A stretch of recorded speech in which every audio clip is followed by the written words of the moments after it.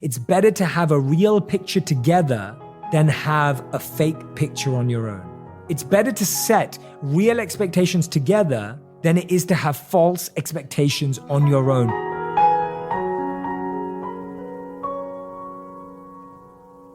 Hey everyone, welcome back to On Purpose, the number one place for life wisdom on self, work, and love. If you want to be better, do better, and give more, you're in exactly the right place.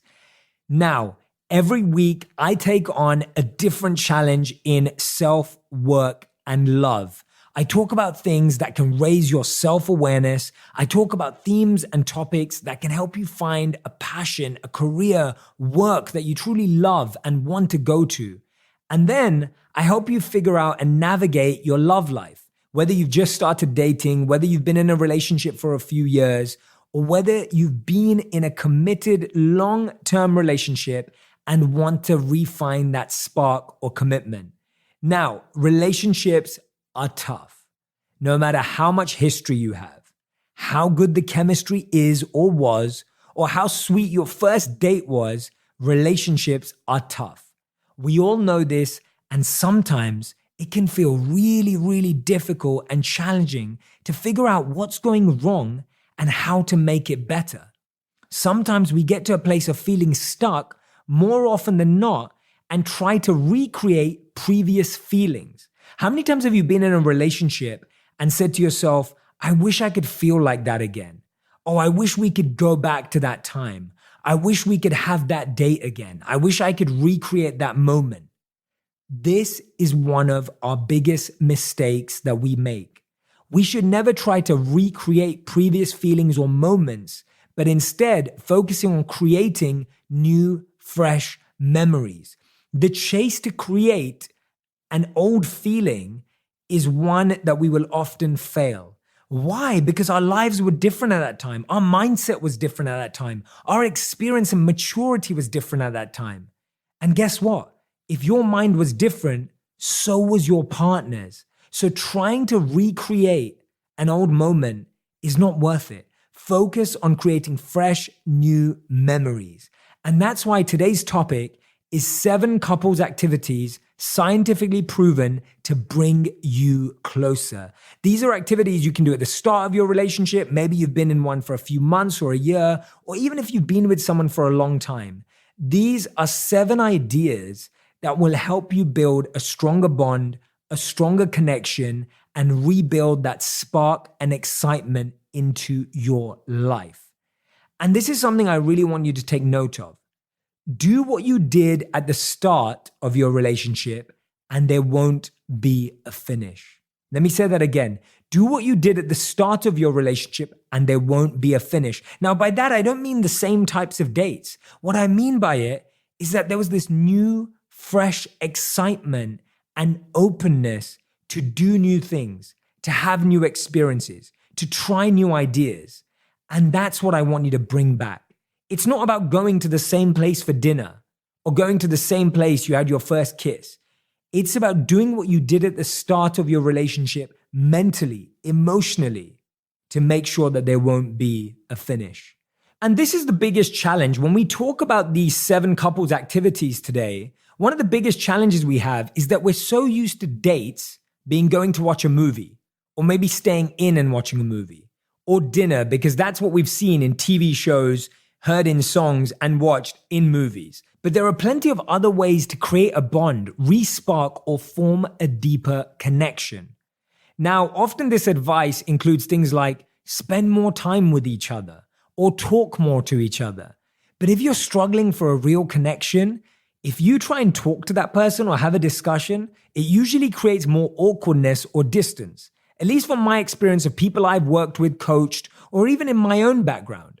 When you try and start a practical, logical, rational discussion, when all of your current relationship experiences are irrational, illogical, and maybe unintentional, it's really hard to find meaning. I believe the steps here are a step before those tough conversations, because these steps allow you to bring your best again to the relationship. If you're trying to save, fix, start, or re-spark your relationship, listen closely to these 7 activities. Relationships don't last because of the good times, but because the bad times were treated with care.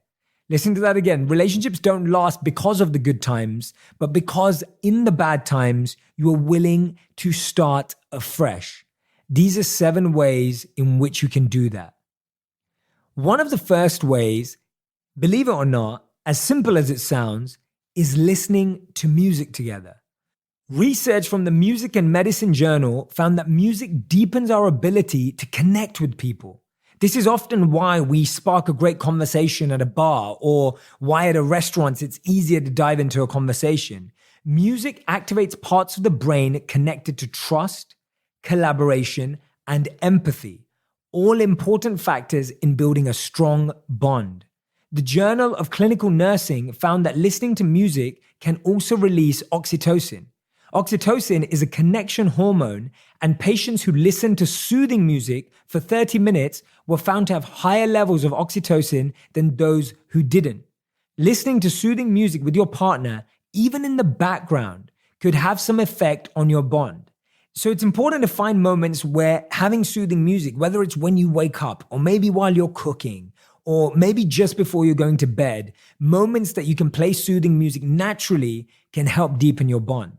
This will also show you the moods you're both best able to communicate in.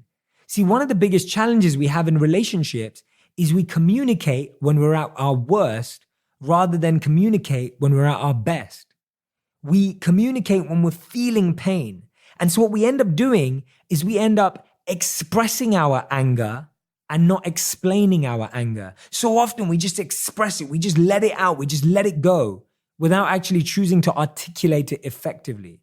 Soothing music and music that allows us to feel calm, allows us to feel relaxed, can boost our oxytocin and allow for a more meaningful connection. Try it out, give it a go, think about different times in which you can do this. Maybe you're gonna change your partner's playlist, don't try and manipulate them into it, but figure out a smart way in which both of you can connect over soothing music more. Step number 2, or activity number 2, is experiment together. A study by psychologist Arthur Aaron found that couples who spent time together doing new and exciting activities were able to improve their connection and bond. I remember when my wife and I started to do escape rooms together. Now, if you don't know what an escape room is, it's when you're both locked in a movie-like world and have to find a way out together. They give you a few clues. You have to do a lot of searching. You got to do a lot of looking around. You're both trapped in this space together. Now, I know it sounds crazy and maybe a little creepy, but it's actually a lot of fun. And one of the most amazing things about this is not only do you realize your relationship flaws and weaknesses, but you realize your strengths. And accomplishing something together is a great feeling. When you accomplish something together as a new experiment, as a couple, in your relationship, you feel yourselves growing together in all areas of your life. And if you're scared that you may fail together, I'll just let you know this. Every escape room has a very helpful guide who speaks to you through the speaker, who'll make sure that you finish if you keep asking them for clues. So don't worry, if you feel like you're not good at challenges or it's gonna be hard, you will always find a way out. And these ideas are ideal when your skill level is both neutral. You don't want to play a sport where one of you has a natural advantage or play a game that one of you has played for years. You want to choose a new, fresh activity where you're both starting from scratch. You get to learn together. You get to grow together. You get to make mistakes together. You get to have this new experience that doesn't really matter, that doesn't really have significance in the actual success of your relationship. And therefore, you get to be more playful. You get to be more open. You get to be an experimenter. And one of the things that really helped me and my wife in this is that this activity will show you what you will really need to work on as a couple. This activity will show you where you will likely have conflicts arising in the future. So when me and my wife did this, I'm one of these people that's super competitive. I love to make things happen. I love to get stuff done. I love sticking to time, and I start moving really, really fast. Whereas my wife is far more of a lateral thinker. She's laid back, she's relaxed, and she'll do one thing in like that whole hour, but that one thing will unlock the clue that we need. And the thing I love about that is it's shown me to be more patient in our relationship. It's shown me to value the way that our mind works differently. It's shown me to value the fact that there are different ways to finding your path to your goal. So activities like this don't just help you play a game. They actually teach you about your relationship without having to make it serious. You learn in a playful environment, in an environment that doesn't have any significance, whether you succeed or fail, and that helps you grow together and get a feeling of accomplishment. Experiment more together. Try those activities. Now, step number 3 is a slight extension of step number 2, and it's about doing something scary together. Now, if you don't like scary movies, that does not count. Do not go and watch a scary movie and then blame me for you being haunted by a ghost or whatever it is for the rest of the week and not being able to sleep. And then you're telling me, Jay, you told me to sleep early and wake up early and now I can't sleep because I watched that movie that you told me to watch. I don't want you to get into that zone. So this is not about watching a scary movie. But it's about doing something a little more daring or challenging, whatever that may be for you. For you, it may be skydiving or another bucket list item, or it may be jet skiing. It may just be something that's a little out of your comfort zone. Research has shown that when couples engage in a daring activity together, that heightens their senses and gets their juices flowing and creates strong feelings of romantic attraction. Dr. Lisa Marie Bobby, founder and clinical director of Growing Self-Counseling and Coaching, said this in one article. These shared moments become things to talk about and connect over time and time again. When you've lived through a really tough time together, when you've been through an experience together, it forms a deeper bond and connection. One thing I love about this activity, beyond doing it and having that experience, is this activity can show you how caring your partner is.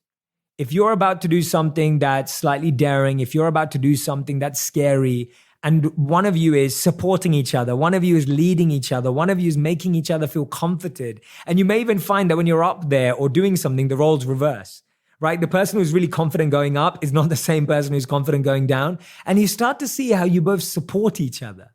That's a beautiful feeling that you get to experience. And you get to experience this side of your partner in an area, again, which isn't where you're emotionally needy or you're going through something. When you experience care in this format, you know it exists.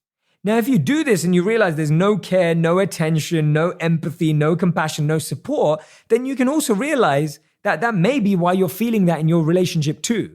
So these things are great tests of whether your relationship has the qualities you need it to have. If you're someone who needs to be supported and cared, and you try and do a daring or scary activity together and don't feel it, you can recognize whether that's going to be the same experience you have in your day-to-day life. If you're going to go through a big challenge, is that person going to be there for you? This is another way of finding out who your true friends are.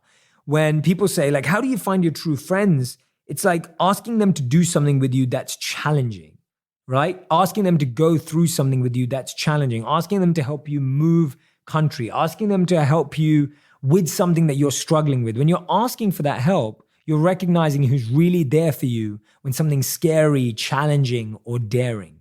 So that's one of my favorite tips, and that's step number 3. Activity number 4 is probably one of my favorite ones. It's deeply connected to my time of living as a monk, because half of our time as monks was silence and self-awareness and growth, and the other half was service. Making an impact on humanity, trying to make a difference in the world. I know couples that have met whilst volunteering and others who regularly volunteer together, and they all tell me it's such a beautiful experience. Activity 4 is serving together, doing charity work together, volunteering together. My wife and I have done this consistently in our relationship, whether it's organizing charity events, feeding the homeless, or teaching something together. It has been such a great experience. The reason why is because, similarly to music, the act of service and charity increases our oxytocin levels. It has also been shown to reduce levels of stress and create social connection. It's also easy to connect when you're not just trying to help each other, but help others together. Listen to that again. We build incredible bonds, not just when we're trying to help others, but when we help others together. So instead of us being the challenge or what we're trying to help each other through, we now start gaining a special bond that's created when we gain perspective on real life issues. We experience in this scenario perspective together, gratitude together. We get a higher purpose together. When you're now connecting for a higher purpose, a higher cause, and you're having that shared experience, what more can it do for your bond? It can do so much. Experiencing these things together is really powerful. In fact, a 2017 Wallet Hub survey found married couples who volunteered together were more likely to stay together. And this is probably one of the most lost things in our generation and time.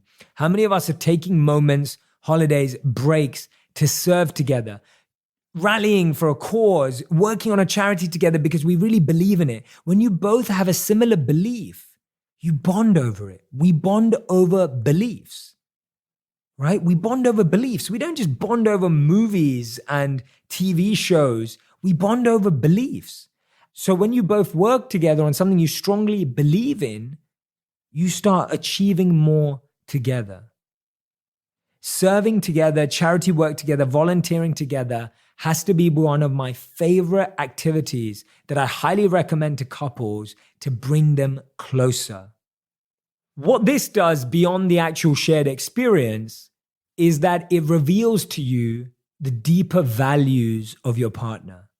This can lead you to feel more attracted to your partner. It can lead you to feel more trusting in your partner. It can lead you to feel more confident in your partner because you get to see how your partner leads and thinks and has opinions beyond just your relationship. And the opposite can happen too. You start realizing your partner doesn't have these things, but maybe this sparked it for them. Maybe this gave them that opportunity to have this experience and feeling if they never had it before. You learn so much more about your partner when you serve together, do charity work together, or volunteer together. And I know so many couples that have actually met through this process too. So if you're someone who's looking to be with someone, if you're looking to find someone that you want to date, finding a cause first could help you find your partner because you already have something very deep in common. And if you have something deep in common, you're more likely to form a deeper bond. Step number 5 is traveling together. A 2000 study commissioned by the US Travel Association found that couples who travel together are significantly more happy and healthy in their relationships. Over 80% of couples who traveled together said that their romance was alive, and 70% believe that traveling actually inspires romance. According to the report, traveling helped people prioritize each other. When you get away, when you go away together, you're able to switch off from all your other obligations, all your work, all your other commitments, and give yourself that one-to-one focus. And it strengthens your bond in a meaningful way. One of the things my wife and I started doing this year is that every 30 days, we try and take 3 days together. That means switching off our phones. It means trying to go away somewhere local. It doesn't have to be abroad. It's not some big commitment. It's just doing something local together, which allows us to go inward in our relationship. We switch off from all of our external distractions and focuses. We switch off from work and anything else, and we try and spend more quality time connecting. Traveling together does not mean abroad. Traveling together does not mean expensive. Traveling together does not mean you have to take a week out. It can be a small getaway, a day break where you're just together.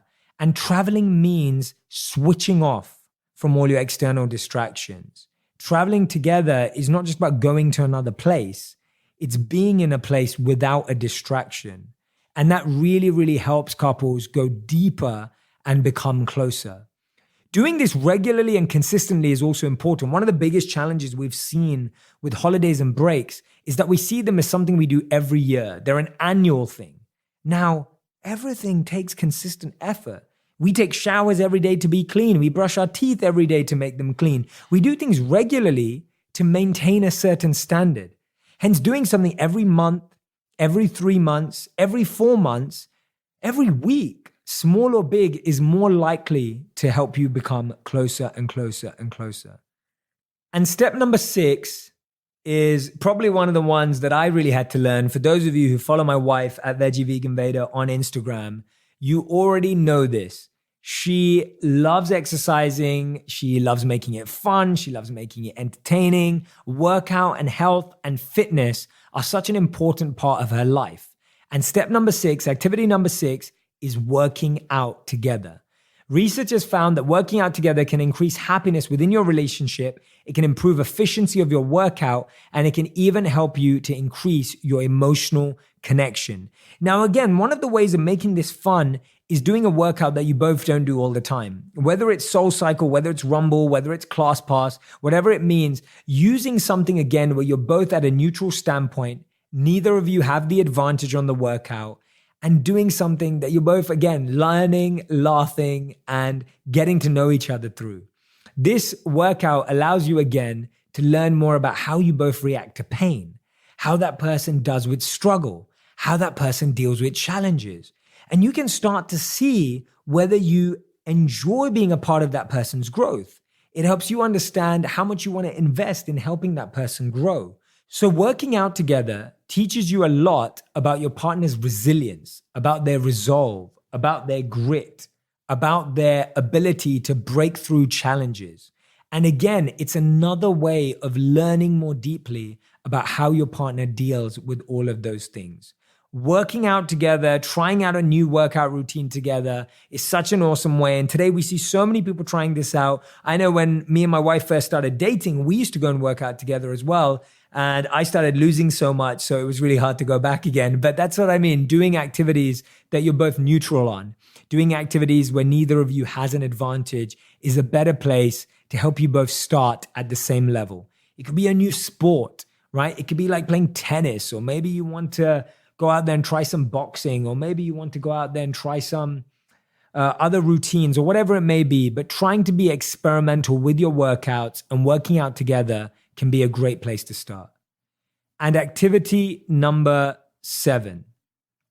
Activity number 7 is what I said that I'm hoping all of these other activities will open you up to. All of these 6 activities lead to this activity. See, what we don't do enough of in our relationships is learn about our partner and talk about what partnership we want. These 6 activities help you learn about your partner and create opportunities to start those conversations, to start those tough discussions, to start those difficult moments where you start talking about what you really want from this relationship. Hopefully, these 6 activities will help create that space where you can come together and have a genuine conversation about what you really want this relationship to be.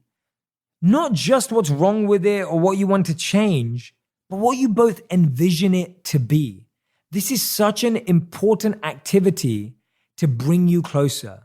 When you talk about what you want your relationship to look like, what you want it to feel like, what you want it to be like, and then both make a commitment and take responsibility for planning that, it becomes such an exciting place to be. If one of you is like, okay, so I'm going to plan date night every week, and I'm going to plan our getaway this week and this month, and I'm going to start this. When both of you take equal responsibility in bringing excitement, bringing energy and enthusiasm to your relationship, this can truly bring you closer. This activity of dividing up exciting things to do, breaking it down, working on what you want your relationship to look like and feel like, doing that together, whether it's through vision boards, whether it's through looking through an amazing website together of a holiday you want to have one day, whatever it is, building your dreams together as opposed to alone is a beautiful activity I highly recommend doing together.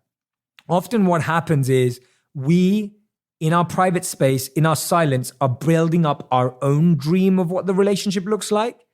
And our partner is either building up a dream or has no dream of what our partnership looks like. So one person has a very clear vision, but it's based on just their mind. The other person has their own vision or they have no vision. And what ends up happening is because of that lack of transparency and paralleling expectations, one person feels like they missed out. One person feels like they were sold short. One person feels like they had a dream and the other person didn't share it. And that's why it's so important in your relationship to envision what you both want it to be together.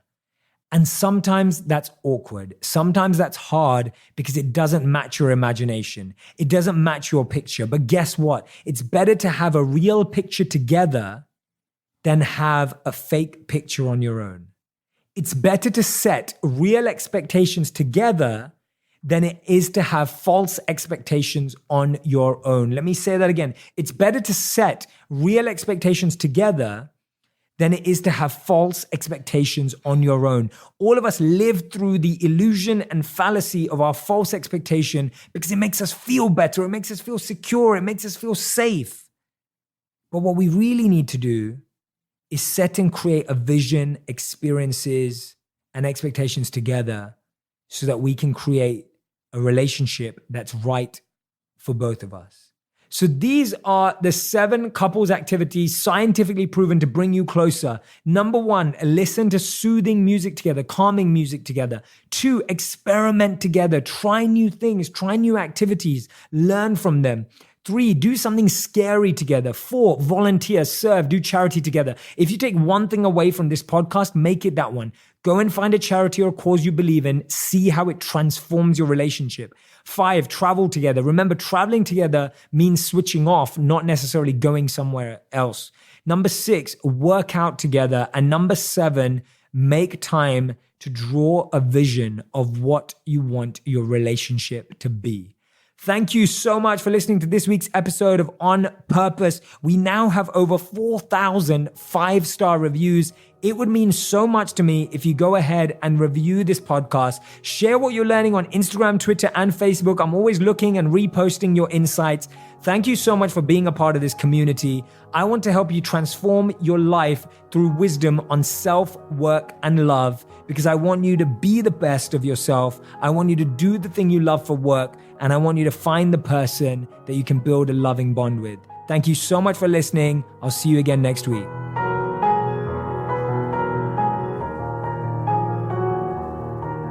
Thank you so much for listening through to the end of that episode. I hope you're going to share this all across social media. Let people know that you're subscribed to On Purpose. Let me know. Post it. Tell me what a difference it's making in your life. I would love to see your thoughts. I can't wait for this incredibly conscious community we're creating of purposeful people. You're now a part of the tribe, a part of the squad. Thank you for being here. I can't wait to share the next episode with you.